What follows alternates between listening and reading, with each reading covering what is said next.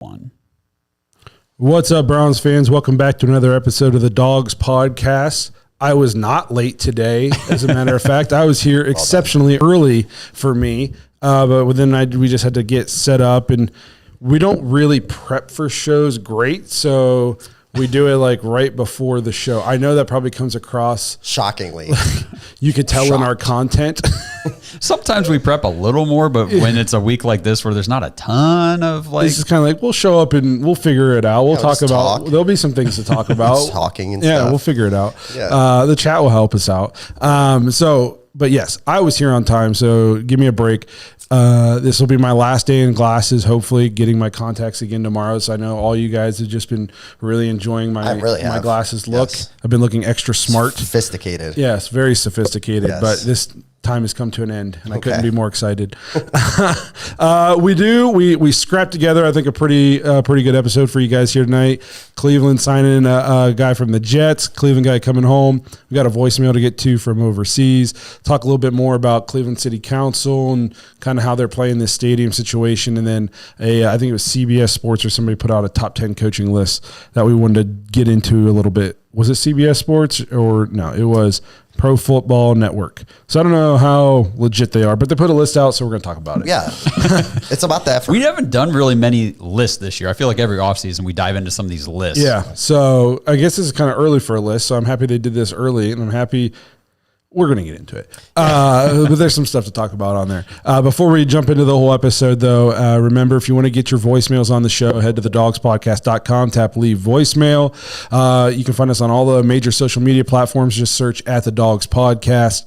If you're watching on YouTube and you haven't subscribed or liked yet, please do so. Help us get to that 10K subscriber mark.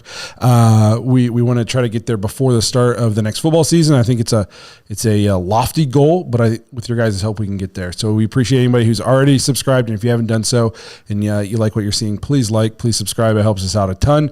And lastly, if you're looking for more Dawgs content, head to jointhedawgs.com, become an official Dog Pack member, get the extra episode every week, access to the private Discord. You get to come hang out with us. I know on draft night, we're going to be doing on day 2 of the draft, we will be doing a live episode, and in studio for that live episode, we will have Kenny Mack, who we met through the podcast and Dog Pack member. We will have DF Sports here in studio, who we met through the podcast, Dog Pack member. And then we will also have Devontae coming in here to help us out, Dog Pack member that we met through the podcast. So it's not just like, I promise we're not just stealing your $5 a month. It really is like it turns into like a really cool hangout. We've met a lot of these people now where we've even tossed around the idea of like throwing a party here where we're located and getting everybody in town somehow and making a weekend of it. So it's a really cool community. If you want to just meet Browns fans from really all over, kind of get to know some pretty cool people, check it out. It's a pretty awesome thing. So it's jointhedawgs.com if you want to become an official Dog Pack member. 2 more cool things I want to announce before we dive into this episode. One, I don't know if I should say this, but I'm going to, because maybe he's watching.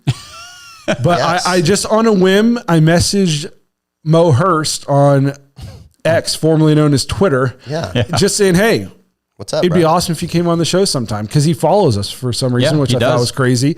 And I messaged him.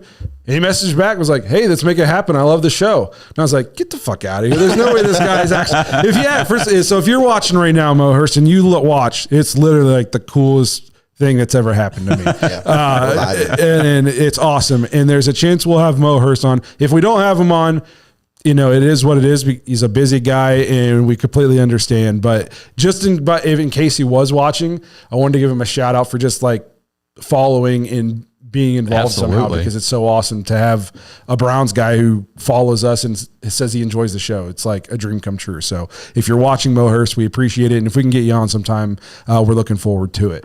And then the last thing I wanted to talk to you guys about before we jump into this episode, some really cool news for the Dawgs podcast.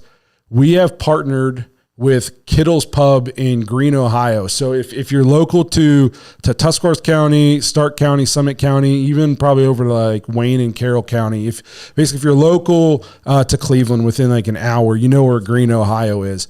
And we have partnered with Kittle's Pub in Greene. They are going to be the official home of the Dawgs podcast. We are going to have a pizza on their menu named after us. We'll have a beer on the menu named after us. Dog Pack member is the GM there. Him and a buddy are running this place now. His buddy owns it. He messaged out to us, reached out, and said, hey, I think we could do something cool. So we partnered with them.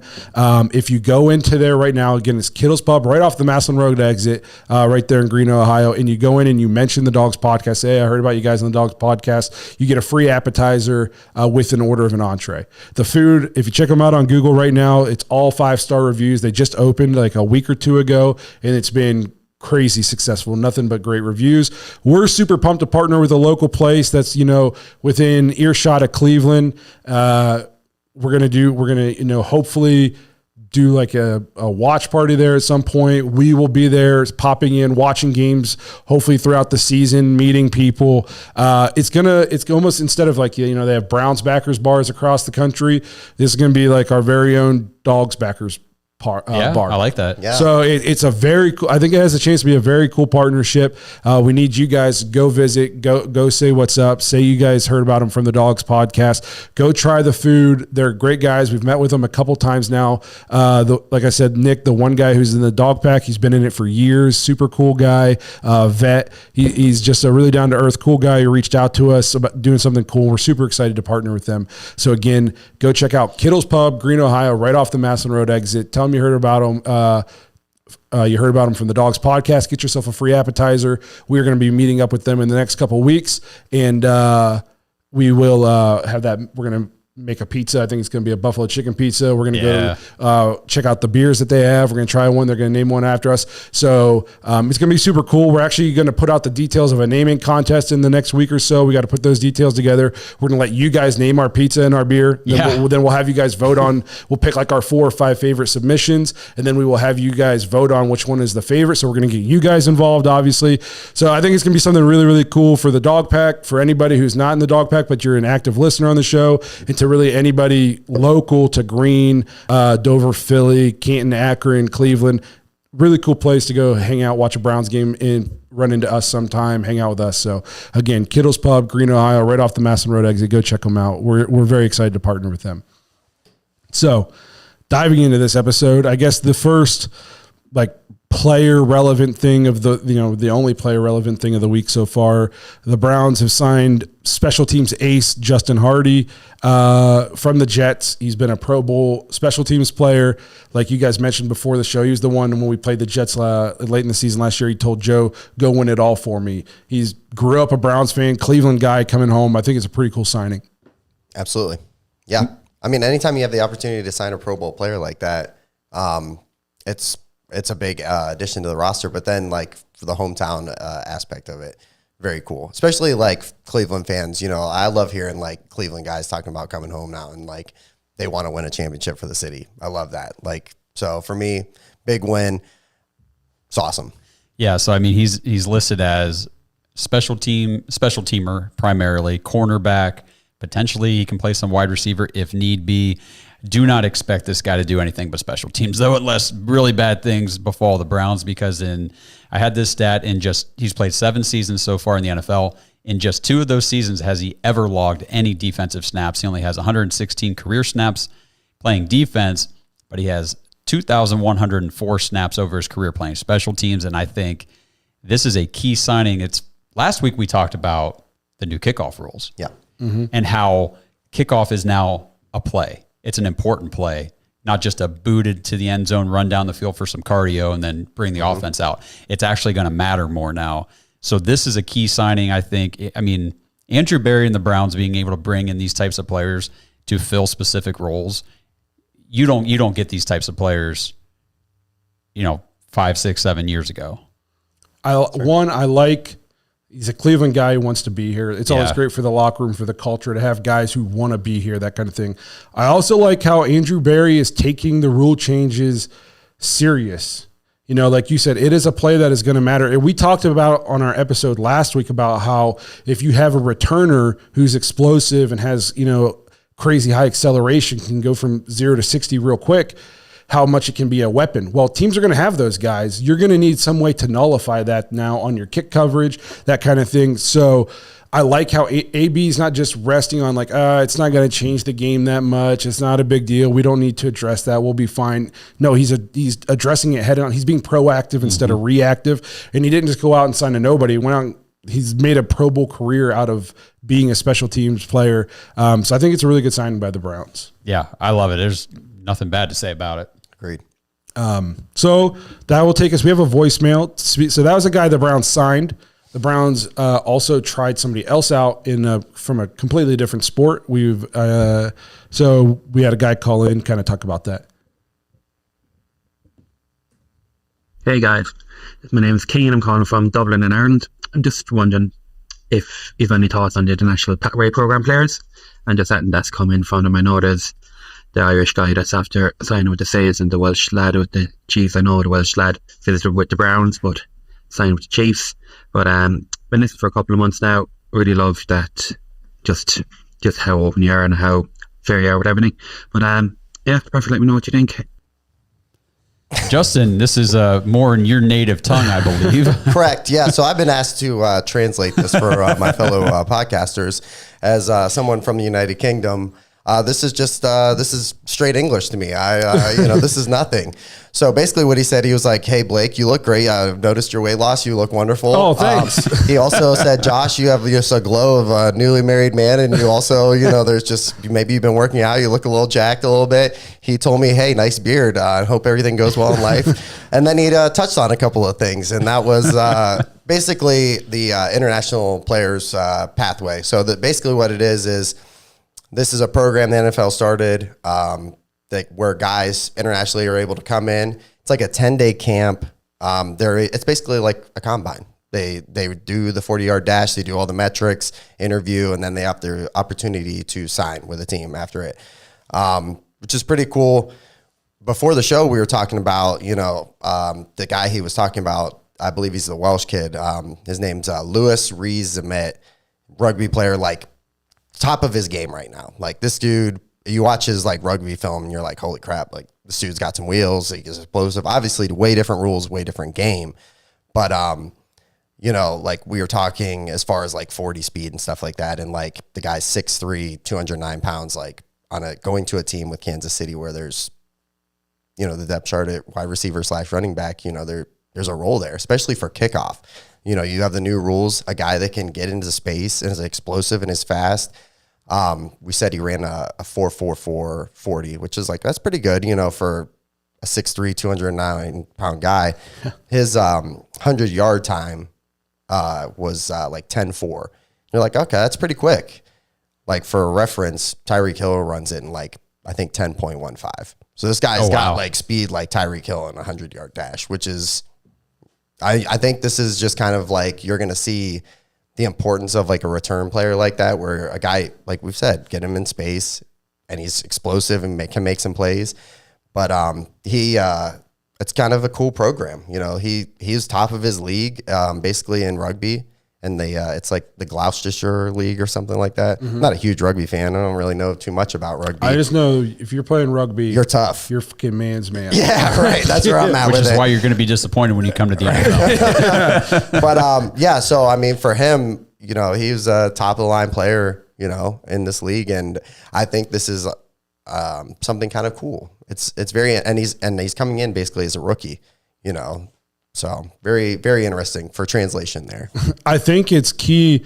So you'll find these guys in these other kinds of sports that are just crazy athletes, but they might not have any football experience. So you're not expecting him to come in and he's not just going to line up and play wide receiver and be great right away. But like you said, in the special teams role, especially with the new kickoff role, if you got a guy who is strong and can accelerate, I don't think like on kickoff, you're not going to need a shifty guy as much now as you're going to need a guy who can break one tackle and just go. Not even break a tackle. It's just one line. Hole. You know what I mean? Yeah. If he can accelerate and he can break an arm tackle and he runs tough, like Josh Cribbs wasn't shifty. He hit it and he just would run through arm tackles and he was so hard to bring him. Like, that's what I see, like, this guy could kind of do. And I know there was a rugby guy, he played for the Niners recently, I thought, and I don't remember if he made it, but in the 2 years ago, preseason, something like that, he yeah. did some pretty crazy things, Yeah. if I remember correctly. But you can find diamonds in the rough doing stuff like this. It's a cool program by the NFL to give some people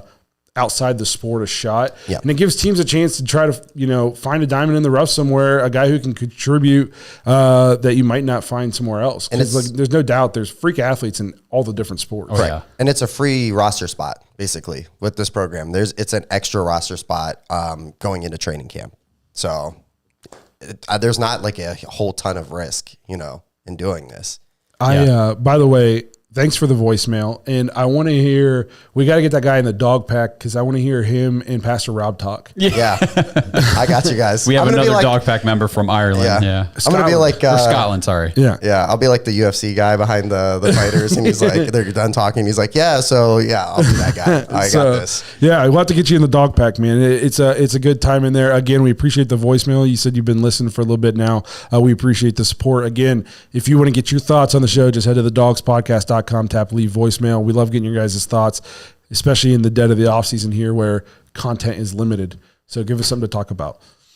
It's not going to be limited that much longer because the draft is only a couple weeks away, which is So just crazy exciting. to think about. I know, great. which will be limited for me because I don't know anything. That's I'm fair. going to have to do some reading. I'm going to have to learn how to read first. So that'll kind of take us into some more stadium news. There's been a lot of talk. We touched on it some last week. We're all very pro build the dome. But basically Cleveland City Council, they don't want the Browns to move out of downtown for fear of what it's going to do to the economy and all that kind of stuff. I think even if the Browns move out of downtown's not going to all of a sudden be dead. People are still going to, when people go to Cleveland for a game, they're going to still, it's 10 minutes away. They're still going to stay at hotels in Cleveland. Mm-hmm. There's, because there's nothing around Brook Park. It's not like they're going to go stay at Brook Park where they're going to sleep in an airport terminal. You know what I mean? Like, they're still going to go into Cleveland. They're still going to stay at their hotels in Cleveland, get up, get something to eat, catch a bus over to Brook Park. Like, downtown's not just going to be completely dead. And if you're afraid of that, you can still do a lot of stuff in Cleveland where the current stadium is now. Once it's gone, you can renovate that and make it a place to come watch a game. Say, come still put up, like, if you're local to Canton over by the Canton Brewing Company, if it's even still around. I thought they went out of business. Yeah, but like right in that square where First Friday is and stuff like that, they put up a giant screen amphitheater. They watch Browns games there. They watch all kinds of stuff on a giant screen. You tear down the stadium, renovate it, put shops up there, put a giant screen. People can go to the Muni lot, still tailgate at the Muni lot. And if they don't have tickets to the game, then they go down to where the old stadium was. There's a huge 200-foot screen where they play the game. You know what I mean? Charge $5 to get in. And watch it on the giant screen. People go crazy. Like, there's so many things you can do to keep downtown alive. We're not going to play in a crap stadium with a crap experience just because of that. Like, I'm sorry, I don't want to do it. I don't want to sit either in the blistering cold, or I've gone up to a game before where I sat on the side of the stadium opposite the lake in the summertime. It was a preseason game, and I'm up towards the top, and it was like I was sitting on the surface of the sun. I couldn't even hardly stand to be there. It was like 10,000 degrees sitting up there. And it's like, there's no in between. You can find like a 2-week stretch where it's tolerable to be there. Then other than that, it's either blistering hot, freezing cold, wind. And it doesn't do anything. You make a good point about the downtown stuff because, I agree. Again, it's 8 or 9 days out of the year. That's it. Everyone's, it's downtown's going to be dead forever. Guys, it's 8 or 9 times a year. Yeah, the Cavs are still there. The Cavs are there. The Guardians are there. But the thing about the 8 or 9 games, like you were just saying, those cold games in December, how hopping is downtown really? You know what I mean? Are people leaving the stadium and just bar hopping in 10-degree weather and just having a good time? No, they're getting in their cars and getting the fuck out of there. Yeah, it's like, or at least they're getting into traffic. And again, we talked about on the last episode, like, they can set up transportation. They can still entice people to come to downtown on game days. Absolutely. But the city council big guy basically came out, and I reacted to this, and I think you made a post about it on on the Twitter. It was like, the city, I don't think a lot of these people remember the heartbreak the last time the Browns were just taken out of Cleveland. I'm like, are you really comparing moving the team to Baltimore to moving 8 minutes up the road, 10 minutes up the road, right next to the Cleveland airport. I love when somebody online said, I guess we're going to have to change it to Brooklyn International or Brook Park International Airport. Yeah. Like almost all of these teams don't play in their city. It's fair. Yeah. It's a fair point. The Giants and the Jets don't even play in the same state. Yeah. That's right. Also agreed. You know, so like that was that guy. He's just up there pandering, and I'm just like, bro, you're such a politician. Just shut the fuck up. Like, no, they're like, you sound so dumb. You don't. Yes, we do remember. Turns out I was alive, and this is not the same thing. He says something about preventing the team from being moved to Timbuktu. I'm like, oh, for God's sake, dude, it's 10 Where's minutes down the road. Timbuktu Bro. at? I don't even know where that's at. And I mean, he's not moving. He's comparing it to the Baltimore thing.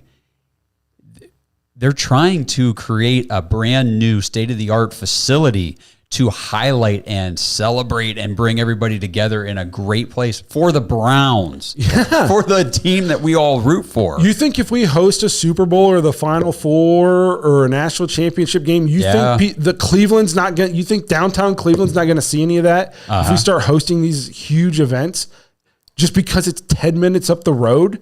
Yes, they will. Mm-hmm. Those hotels will still be sold out. They'll be completely sold out. You won't be able to get into the city if we are able to host those events. And you want the Browns to be good. You want to attract top-level free agents. Build a state-of-the-art facility, an indoor facility I've heard so many people talk about turf. Just because we build a dome does not mean it has to be turf. I've seen that from so many people. Well, now you have to have turf. No, Arizona rolls out. So does Las Vegas. Yes. Yeah, they all. You can have grass. And I feel like Browns ownership and GM and coach, they're they're in tune with what players want.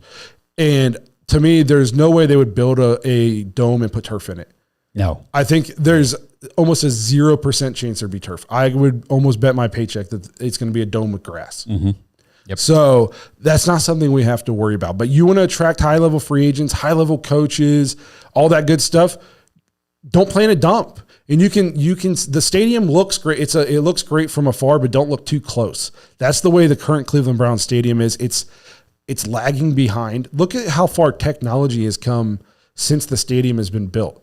You can barely keep up with buying laptops. So imagine how quick like stadium technology is going out. We are so far behind some of these places. Look at SoFi, look at Vegas, look at these stadiums being built. Go look up the renderings for the Athletics' new stadium in Vegas. And it's wild. Am I right that the Cleveland Browns stadium, whenever it was first built in '99, was not built that well to begin with? That's what like from what I hear from people, I think it's like it's just not great land. What? Like foundationally. Yeah, okay. Well, and when you hear, it's going to cost $1 billion to renovate it, but it'll cost $2 billion to build a brand new state-of-the-art facility. It's like, well, how much are we fixing? if you're going to do $1 billion, if we're already talking $1 billion, what's another? I not to like completely get off topic, but like what you were saying about that, where the stadium is now, and people are freaking out and being like, well, there's nothing that can be done. If they renovate that whole area, right, obviously the stadium will go and they transform that. Do you guys remember what the flats were like 10 years ago? Yeah. Right. Scooby-Doo Ghostland, like from that song from We're Not Detroit. Mm-hmm. Scary, right? If you've been to the flats in like, let's say the last 3-4 years, the flats is a nice area. Man. It's great, awesome. It's a cool environment. It, brings in tons of money.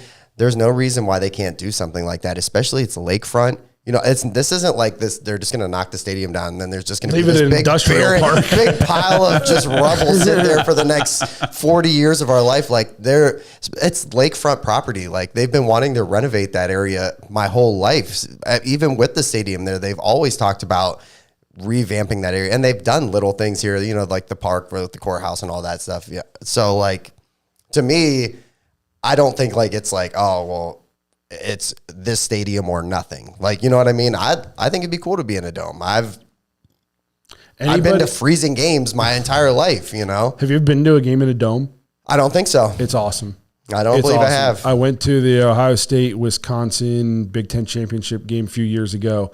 The one where the turf ripped and the guy had to go out and fix the turf. Yeah. I was at that game at Lucas Oil. It's awesome. God, it is awesome. And the Browns home game environments, especially the last couple of years as we've been turning the corner some as a franchise, it's already like borderline college game atmosphere in terms of like rowdiness and loudness. Pack that into a dome. Yeah. It will be so loud. You want to talk about home? Guess what is not home field advantage? The weather, because it's cold as shit for everybody. It's raining for it's not an advantage. If anything, it's an equalizer at times. Okay. Mm-hmm. You know what is home field advantage? When it's, you can hear a pin drop when we're on offense, and when it's on defense, your ears are bleeding. Yeah. Okay. And that will be the way it is if we're playing in a dome. It will be so loud. It will be insane. I've seen a lot of people with that argument with, Cleveland is football weather. That's an advantage. It hasn't been an advantage for 30 years. Correct. So and the thing is, somebody made a good point on, I think it was Facebook. We were talking about it, and they said the majority of your roster turns over every year. Your depth pieces, you're signing new guys every offseason. That's why free agency is so big.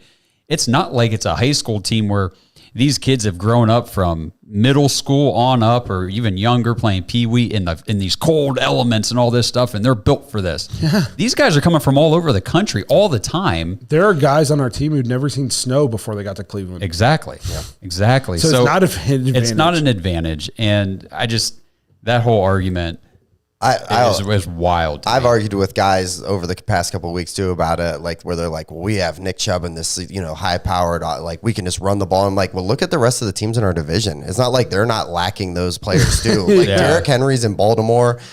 Turns out Zach Moss has been a pretty decent player the last few years. Like he's in our division. They had Najee Harris and Jalen Warren in Pittsburgh. It's not like we're the only running team in the league. Like, every team in our division has like suitable backs that can do this. I don't understand that. Oh, well, you can't throw the ball because the weather's so awful. Like The other thing I wanted to say there about the weather was, think about 2022. The New Orleans Saints came up on the second coldest game in Cleveland football history on the lake and beat us. Yeah. And they're a dome team. In a shootout, 17 to 10. Yeah, okay. I think another great point you made online too was a lot of the people who are complaining about they don't want the dome, football's an outside sport. They're the same people who will complain if our quarterback doesn't throw for 350 yards when it's raining. Yep, people all the time, well, he wasn't that good in the Bengals game. He had 154 yards and 2 touchdowns. It rained the whole freaking time. Yeah. So what do you want? Yeah. So which is it? Is football a man's game where you have to play it in the elements and it doesn't matter? Do you want your quarterback to throw for 350 every game? You can't have both. Guess who was worse in the rain? Joe Burrow. Joe Burrow was real bad. He didn't even have 100 yards passing. 82. Yeah. So all the people who will complain about the offense and its explosiveness and we're not putting up points and we're not throwing for enough yards. If we're like, well, let's get a dome. Let's play in good weather. Let's use our speed. No. Football has to be played outside. It's in the weather.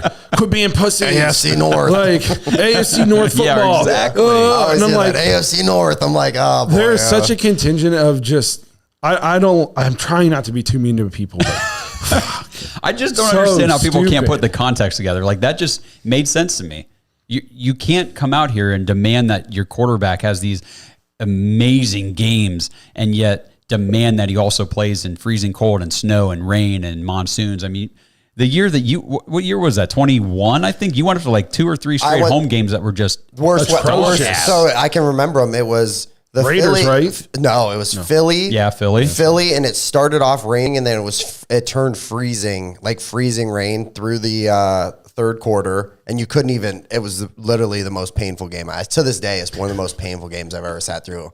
My wife was so pissed. I was so mad. Literally, the next game we went to, Houston Texans game. I'm like super stoked. We're gonna see Deshaun Watson. Tornado warning.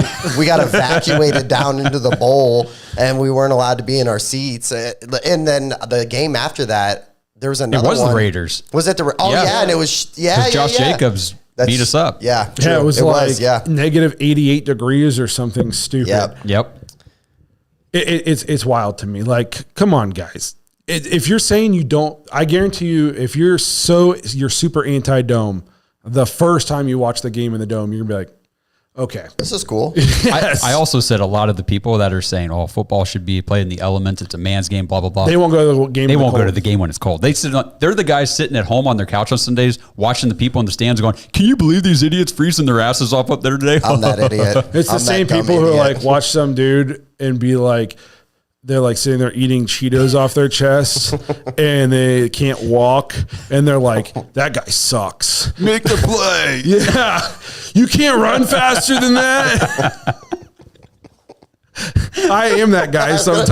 I didn't want to say it, bro. I didn't want to do it to you. I just don't eat I was just keeping Cheetos off my yeah, chest. I was going to say, but definitely have a. I've got a snack it's tray like also. Doritos. Yeah, that's fair. Yep. Yeah. didn't Can you want to do believe this guy can't run sprints all day? Can you give me a bag of chips? What a from the piece of couch shit. Hey, will you give me some Doritos? Beer me. Yeah. and put them on my chest for me? Yeah. My arms are tired. Can you Oh, change the man. channel? Yeah. good So stuff. those are the people complaining about, you're talking about the weather and stuff. Me, I don't complain about the weather, but I have been like, can you believe this guy can't make a fucking tackle? And I like stand up off my couch to go get more pizza. And I'm Tear like, your oh, ACL. my back, my back. I guess it's true. I do sit there and say, "Look at these idiots sitting in this weather," but I also don't go sit in the weather, and I don't advocate for it. Yeah, Justin. Justin wants the dome, but I don't care Yes. either way. he toughs it out for the Brownies. Yeah, I don't care either way. Either way, it's. I mean, it is what it is. But Justin blows my mind. I mean, we'll look at the forecast like, dude, it's wind chill like -13 Already tomorrow, know what man. it And is. Justin's like, I guess I'll have to pack an extra sweatshirt. I guess I'm gonna have to put a beanie on, not go shirtless. Here's the thing is I would be in, like, I've gone to a cold weather game. The coldest game I can remember going to was when the Browns played the Texans. We had Brady Quinn and they had Steve Slayton. Am I saying that right? Sure. Steve Slayton, the running back. This is going way back. And, and Slayton was good, but he fumbled like 6 times a game. And I was like, oh, this is going to be sweet. And Brady Quinn broke his finger, played like a play. And it was the most boring game ever. And it was so cold. And I was like, this sucks. But I would go to a cold weather game. I would even probably go to a rain game if it wasn't a rain game that I had to get up there at 7 in the morning. And I also had to walk, 35 minutes to get to the stadium. And then I was also stuck in my car for 2 hours in the parking garage waiting to move. Like, I'll do one of them.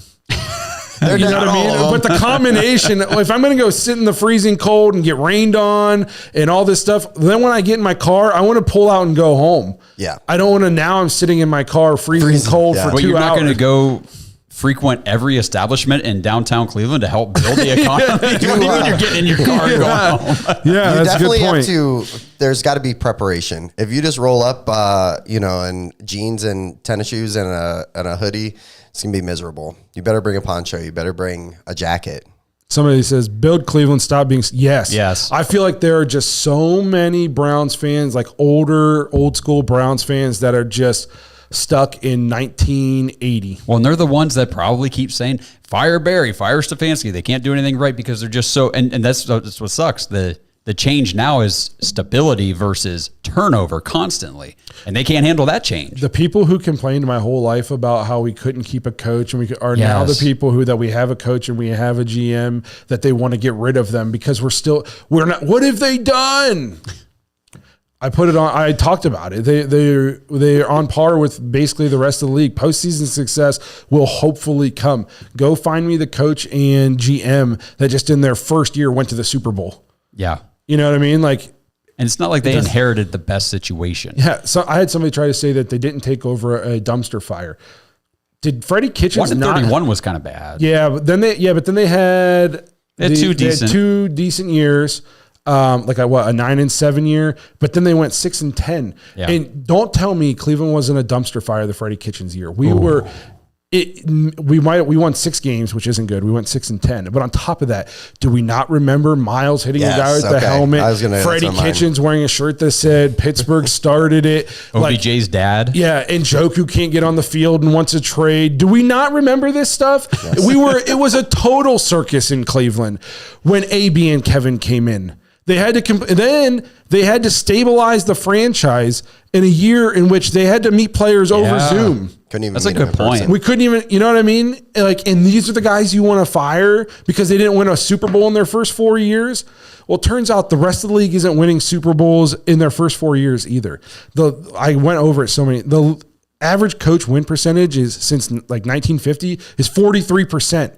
Our guy's winning 55%, which puts him right in the upper echelon of top tier guys. Yeah. Everybody loves Kyle Shanahan. We're going to get to this coaching list. I'm pretty sure Stefanski's win percentage is higher. Yes, Shanahan has postseason success. He also isn't in his first 4 years. Anytime Shanahan didn't have a loaded roster, he had a backup quarterback, guess what? He's 30 games under 500. Guess what Stefanski has coached with his entire time in Cleveland? Bad quarterback play, backup quarterback play, injured quarterback play. He has had zero stability at the quarterback position, but has won 55% of his games. Yep. I had somebody tell me on social media today, they said Kevin Stefanski should be fired. I said, why? Oh, man. They said, because you're telling me he could only win 11 games last year with all the talent on that roster? That's terrible. And I said, first of all, I now know you didn't watch any of the games. Yeah. By the end of the season, all that talent you were talking about, most of it was on IR. Yeah. 26% of it. And he still won 11 games, should have won 12 because we took week 18 off. People forget that. They're like, oh, you guys won 11-6. Probably should have been 12-5. We started a guy at quarterback who hadn't even been on the team for like 4 days. Yeah. You know what I mean? Yeah. So, no, like the We Browns. started PJ Walker. Yes, the Browns are third or fourth in the league most in 11, one of 3 or 4 teams with 11 plus wins 2 of the last 4 years. Our coach has been coach of the year 2 of the last 4 years. Like, I didn't mean to take this off on this tangent. No, it's but okay like, because we're going to do the coaching list. So, I mean, diving into it. Segue. But it's just like crazy. It's a long segue, but it's crazy. Get to the point, brother. How Lead us in. it's wild. Like, well, what has he done yet? We have as a fan base, we have no like perspective, context. We do none of that. It's just like he didn't win a Super Bowl. He sucks. Well, 31 teams didn't win a Super Bowl last year. I think there's still at least a couple good coaches and GMs out there. Yeah. I thought the sky was going to fall in 2001 when we made the playoffs. Like, I was just like, I can't believe this. And then we won a game, and I was like, oh. And if you talk about being happy that we have stability, being happy that we've won 55% of our games, we have 2 11-win seasons, we have a playoff win. Oh, you're just settling for mediocrity. No, we're realistic about what the actual standard of success in the NFL is. Well, and I posted the other day on Twitter too. Kevin Stefanski at home over 4 years, 24-10.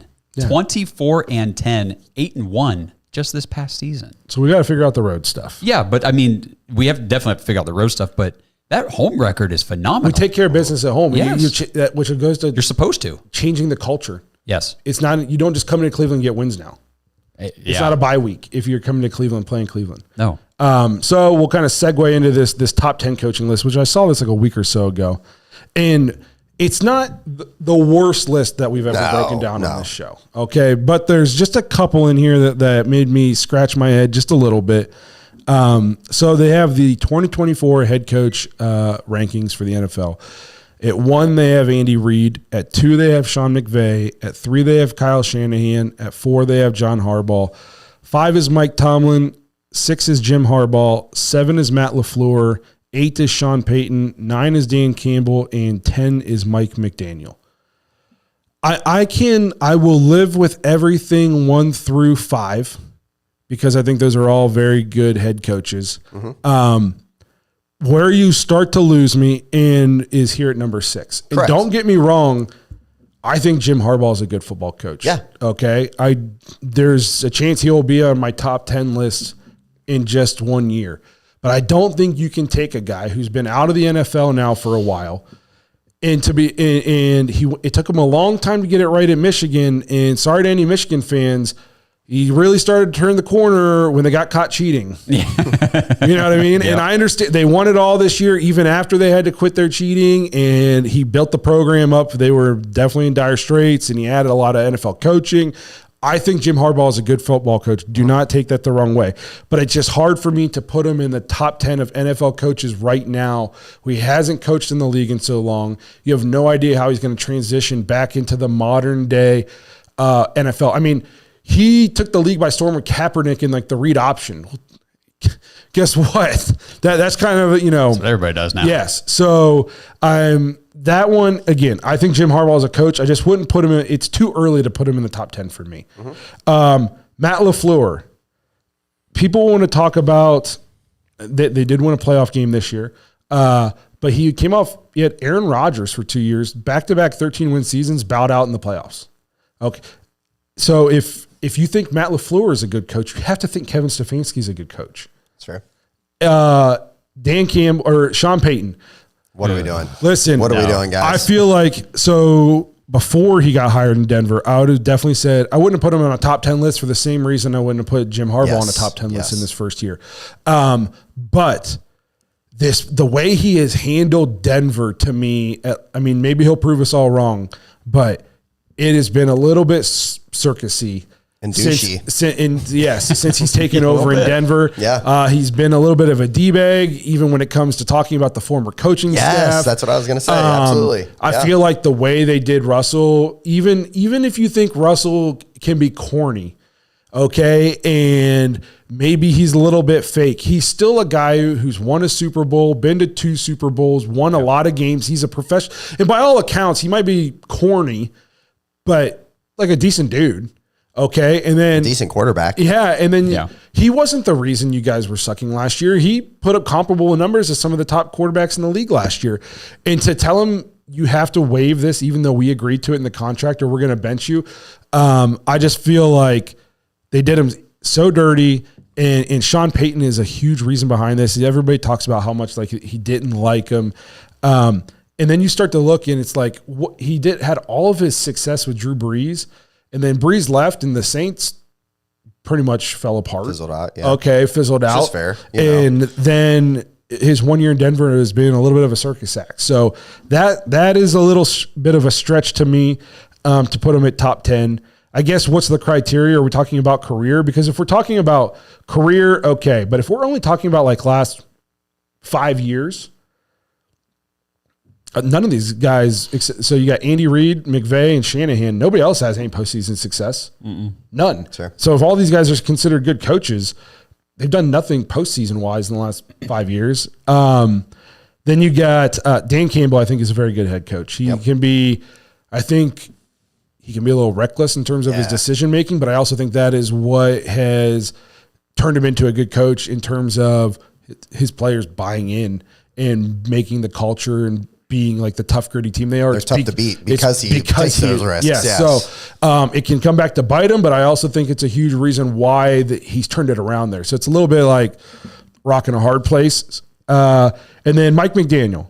And don't get me wrong, I think I like Mike McDaniel a lot, but I guess what I'm trying to say is how is Kevin Stefanski, the guy who's won 50% of the Coach of the Year awards the last 4 years. That's a good point. Not in your top 10 coaches list, but you'll put Mike McDaniel up there, who has a worse record. He's done nothing in the postseason. He's arguably had more talent. I mean, think about their wide receiver core. Yeah. They have their first round quarterback that they drafted, and he's won less games, has less playoff wins. I mean, how can you put him at 10 and not Kevin Stefanski? How can you put Matt LaFleur in there and not put Kevin Stefanski? How can you put Jim Harbaugh? Kevin Stefanski's been coach of the year twice. He has 2 11-win seasons out of the last 4 years. Yep. So I just don't get that at all. Obviously, like the league and the writers and everybody understand how good of a coach he is. So whoever made this list, I don't get how. So you two, where are you putting him then? Like, let's say this list is not there. Let's say you get to make your own list. And I don't care who's above him or below him, but where are you putting him? Let's say in a top 15, a top 10. You know what I mean? So I think they obviously got number 1 right. I agree. Oh, yeah. I don't think there's going to be much debate on that one. But here's another thing, too, is if you're talking career, like some of these guys that you have to be talking about full career, if Sean Payton's on there. Right. How's Bill Belichick not on there? He's not a coach right now. I guess. That's true. I guess. That's got to be, yeah. I almost forgot that he wasn't the head coach. It's wild, right? It's very wild. I don't know. This does say 2024 NFL head coach rankings. So is this just what they're projecting the head coach to kind of do with their team in 24? No, I just think it's how they rank the coaches coming into 2024. Yeah, I agree, but So I don't have any problem with 1. I don't really have any problem with 2. Right. I agree. To be honest, I don't have a huge problem with 3. But I just feel Kyle Shanahan gets so much just flowers and praise. And it's like nobody acknowledges some of the very like negative things about his tenure and mistakes and squandering leads and Super Bowls and not winning games unless he has his, he has to have all of his starters to win the games. As soon as Debo goes out, they lose games. You know what I mean? Like it's one of the, like, he has coached an absolutely loaded roster. Correct. And anytime they've had injuries to that loaded roster, they've fallen apart and won 4 games. I could be wrong, but I think their window is closing very quickly. Like, I mean, how many a CMC is great, right? But like, honestly, how many more years of CMC we really, really expecting where we're like, he's this elite talent? Ayuk wants out. The defense is kind of turning over. You're seeing already like some of those big names are out. I'm not saying that they're not going to be good. I still think they're going to be, especially in the NFC, they're going to be a tough team. See, for me, my first problem does start with 3 because and as much as I hate the Steelers, I think Mike Tomlin should be up ahead of Kyle Shanahan because Mike Tomlin's no matter what the Steelers have on their roster. That's the thing. Yeah, doesn't matter. With Kyle Shanahan's like, oh, he's got this great roster and they do so well, blah, blah, blah, or whatever. You talk about the win percentage not being what everybody thinks it is based on the hype. But Mike Tomlin, it doesn't matter what the roster is. What do you think? They're going to be competitive. What do you think Shanahan's doing with Duck Hodges? Duck Hodges. You know what I mean? That's or a good point. Mason Rudolph, or the list goes on. Kenny Pickett. They're a team that I don't care. They could literally roll out the worst roster in the world. And I'm like, well, they're going to be at least 500. This is the thing. That's a good side note. Pittsburgh's roster, like the last couple of years and right now, is, correct me if you guys don't agree, but their roster is one you look at, and if they don't have a good head coach, if they just have a mediocre or a shitty head coach, bottom feeder, bottom feeder, time. He just makes all that difference. Yep. In my opinion, I agree. Something Kyle Shanahan, I gotta fact check this, but he's doing mad research over there. I know he has a 32-40 record as a head coach. A 32-40 record as a head coach. Sounds like it's a little under 500. I don't know, man. Are you sure? That's what this says. I got to check this out. Anybody have this for me? I'm looking right now. That's not including playoffs. That's a regular season record. Season. Well, I'll let you guys look up the stats. Yeah. I'll just talk a little bit more. So for me, Kevin Stefanski, I would probably have him because, like you said, Blake, 6, Jim Harbaugh out of the list, Sean Payton at 8 out of the list. Yep. I mean, Dan Campbell has done a good job, but I obviously am biased toward Kevin Stefanski, so I would probably put Kevin at 6 or 7 on this list. So his this says his head coaching career, he's 64-51. Yeah, I don't know where they got this from. So he's won 55% of his games, Kyle Shanahan. Guess who else has? Kevin. He's okay. Now he's 8-4 in the postseason. He's got a lot of postseason wins. Again, with loaded rosters, Kevin has made the postseason. He wasn't even allowed to be there for one of the games. Right. And he had a lineman who'd never met the team and got his first team practice in a parking garage. I forgot about old Blake. Okay. Yep. I've talked about this on the show before. Kyle Shanahan, before Brock Purdy was on the team, Kyle Shanahan was 30-plus games under 500 when Jimmy Garoppolo was hurt. When Jimmy G didn't play and Kyle had to play with a backup quarterback, he was 33 games under 500. Kevin Stefanski has won 55% of his games playing almost exclusively backup quarterbacks. That is the difference. So, again, I don't try to be a Kyle Shanahan hater, but too many people look at him with just rose-colored glasses. And I know I'm not the only one who thinks this, if you pay attention, because I have a friend who's a huge 49ers fan, and his biggest concern going into the Super Bowl this year was Kyle Shanahan's decision making. I remember you saying that. He didn't. Yeah. He was like, he doesn't think Kyle Shanahan is that great of a coach. So, and he's a 49ers fan who watches them, keeps up with them, everything. So I'm not saying he's a bad coach. I just think they freaking love him. They don't pay attention to any of the negative, I feel like. Yeah, Jack in the chat, good point. He says Kevin bested Shanahan with PJ Walker. Yes. Yes. Yep. If I was making a list right now, Kevin Stefanski, if I'm just kind of looking at this where I'd slide him in, I'd probably, even if I left Shanahan in, because he's got the 8-4 postseason record, he's played in 2 Super Bowls the last few years, I would, I'd put him probably like 6. I'd probably take Jim Harbaugh out, put him in there right in like the Matt LaFleur, because I do think Matt LaFleur is a good coach. I do too. Oh, yeah. And what he did with Jordan Love last year, like they're kind of turning a corner. So I would put Kevin at like 6, somewhere in there. Obviously John is a great coach. Yeah. Mike Tomlin's a great coach. So, but yeah, just some of these guys, like I understand when I think of great coaching, I don't just think of who's winning when they have the best players. That's why I give Ryan Day shit sometimes when people talk to me about his win record. And I'm like, well, yes, he has 22 5-star players out there going against Illinois. Yes, he's going to win 85% of his games. How does he coach when it's even, or if his back's against the wall? That's where I see how good of a coach you are. When Kyle's had to coach with his back against the wall, or he's missing a key guy, he loses almost exclusively. When Kevin has to play down a guy, he still somehow figures out a way to go out and get 11 wins. Yeah. Do you think the Niners win 11 games last year if Sam Darnold has to play all the games? And they don't have CMC? Because we didn't have Nick Chubb. No, they don't. They definitely don't. They started losing games just by losing Debo. They still have Brock Purdy. And then you lose your 2 tackles and then your 3rd tackle. And what the Browns did last year, we say it all the time. Very special. Freaking phenomenal. Yep. Yeah. Yeah. So Very special. I like that. I think Kevin is a very good coach. I think there's a portion of the Browns fans who might not think so. And that portion just doesn't really know what they're talking about because they don't just give away Coach of the Year awards. They're earned, and that means other people, not just Browns fans. It's legitimate and earned when other people not affiliated with Browns or Browns fandom are the ones who chose him. It's not like it was a vote in Cleveland to see if Kevin Stefanski should be Coach of the Year. Right. You know what I mean? And they've given it to him twice because both times he faced what should have been insurmountable odds, and he goes out and gets 11 wins. His first year taking over a dumpster fire, COVID, everybody's like, he won 11 games. There was no fans in the stands, blah, blah, blah, blah, blah.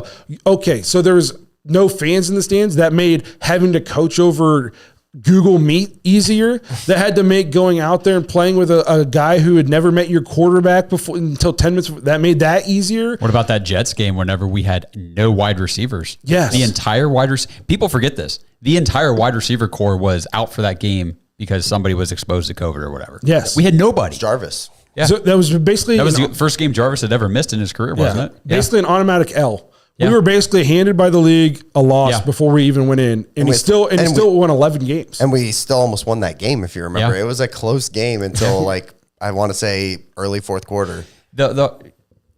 You make a great point, and it's a good idea to just remind everybody that in 2020, Kevin Stefanski came in, like you said, met the team over Zoom, did the entire offseason program over Zoom, and he's never been a head coach before. It's not like he was Jim Harbaugh coming into that type of situation where I've been a head coach in the league before. I kind of know how this goes. He's a rookie head coach coming in doing this. It's the first time anyone's ever had to do it this way, and he found a way to do it.